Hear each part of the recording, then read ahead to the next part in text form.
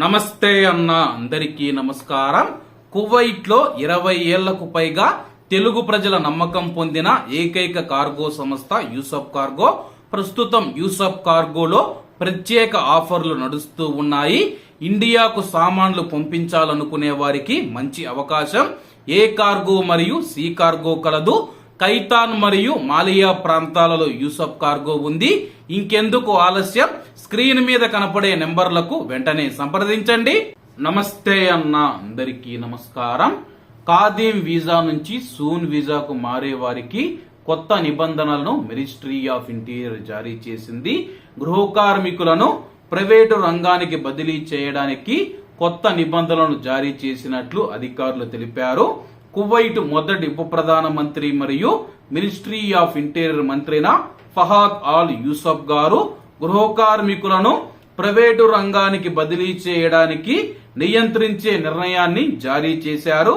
ఈ నిర్ణయం యజమాని ఆమోదం మరియు అలాగే 1 సంవత్సరం నివాసంతో సహా బదిలీకి సంబంధించిన షరతులను వివరిస్తూ ఉందని చెప్పి, ప్రస్తుత యజమానితో 50 దినార్ల బదిలీ రుజుము మరియు సంవత్సరానికి అదనంగా 10 దినార్ల వసూలు చేయబడుతుందని చెప్పి, జూలై 14, 2024 నుంచి సెప్టెంబర్ 12, 2024 వరకు ఈ నిర్ణయం అమలులో ఉంటుందని చెప్పి, ఈ నిర్ణయం అమలులో ఉన్న సమయంలో మునుపటి తీర్మానాల నుంచి కొన్ని నిబంధనలు తాత్కాలికంగా నిలిపివేయబడతాయని చెప్పి, సంబంధిత అధికారులు అమలు చేయడం కోసం అధికారిక గెజిట్ లో ఈ నిర్ణయాన్ని ప్రచురించబడుతుందని చెప్పేసి అధికారులు తెలిపారు. కువైట్ లో ఉన్న ఎవరైతే గృహ కార్మికులు ఖాదీం వీసాదారులు ఎవరైతే ఉన్నారో వాళ్ళు ప్రైవేటు రంగానికి సూన్ వీసాకు మారాలనుకుంటే గాని యజమాని ఆమోదం తప్పనిసరి. అలాగే వాళ్ళు పని చేస్తూ ఉన్న చోట యజమాని దగ్గర 1 సంవత్సరం అయితే పనిచేసి ఉండాలి. 1 సంవత్సరం ఎవరైతే యజమాని దగ్గర పనిచేసి ఉంటారో వాళ్ళు దీనికి అర్హులని చెప్పేసి అధికారులు తెలుపుతూ ఉన్నారు.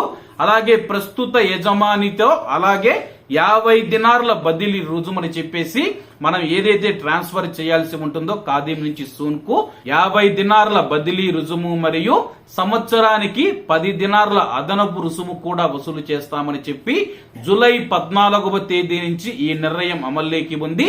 సెప్టెంబర్ 12వ తేదీ వరకు, అంటే దాదాపు 3 నెలల పాటు ఈ యొక్క నిర్ణయం అమలులో ఉంటుంది. కాబట్టి కువైట్ లో ఉన్న ఖాదీం వీసాదారులు ఎవరైతే ఉన్నారో మీ యొక్క యజమాని నుంచి అనుమతి పొంది మీరైతే 1 సంవత్సరం పనిచేసి ఉంటే దీనికి అర్హులు.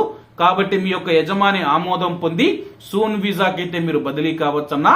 కాబట్టి ఈ యొక్క విషయాన్ని కువైట్ ఇళ్లలో పనిచేస్తూ ఉన్న మన భారతీయ గృహ కార్మికులందరూ గమనించగలరని కోరుకుంటూ, అందరూ బాగుండాలి, ఎందులో మనం ఉండాలి. అందరికీ నమస్తే అన్న, జై హింద్.